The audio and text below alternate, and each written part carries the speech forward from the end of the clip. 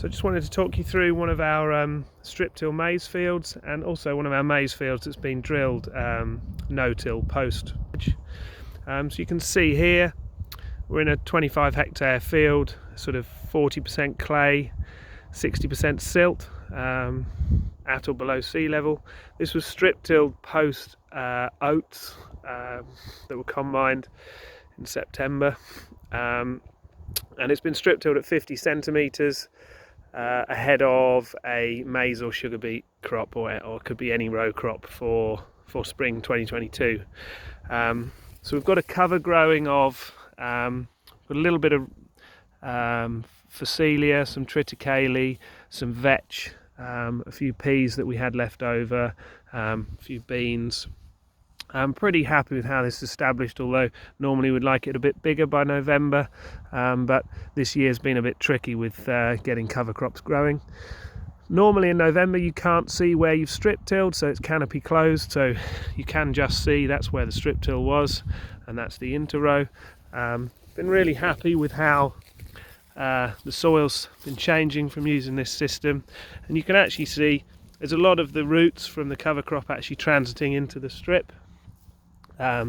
So we try not to put the density of cover in the way of the strip, because we have to deal with that in the spring. Even though we have row cleaners, we try to keep the cover off the strip, but you're still getting roots transiting into the what is basically easier ground, if that makes sense. So in all cases you can pretty much see some roots coming into the strip. We have this undisturbed centre, which really helps with harvest traffic. So when we harvest this crop, it might be later in the season, we still have this firm interrow which the covers are actually doing their job in, and then we have this tilled strip.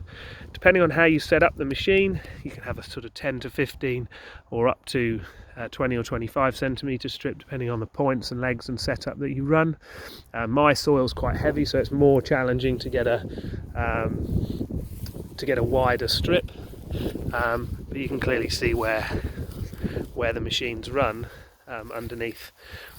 I really like trying to canopy close this, because water or heavy rainfall events can be a bit of a nemesis on this high silt content soil. So I want to try and stop the rain hitting the soil surface. I want it to hit this, not this, otherwise it starts to run together and slump a little bit. So we want to try and get it protected, or get an umbrella of cover over it as soon as we can. We'll just walk across to a field that's actually next door. That's actually been drilled with winter wheat last week, and that was strip tilled in exactly the same form, only last year. And you can see the full cycle of what happened post maize harvest and into wheat establishment. So all we've done in this field ahead is, on areas where the forage trailers were entering next to the field, we've done a low disturbance subsoil, but no surface tillage as such at all, and that's more for drainage than anything else.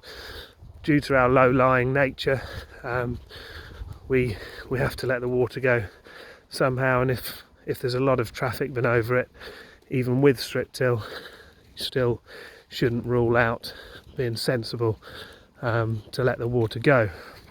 So this field was drilled with KWS X-Dace last week, and it was done in a no-till format, other than where the tine ran, as I just said, but it's quite a profitable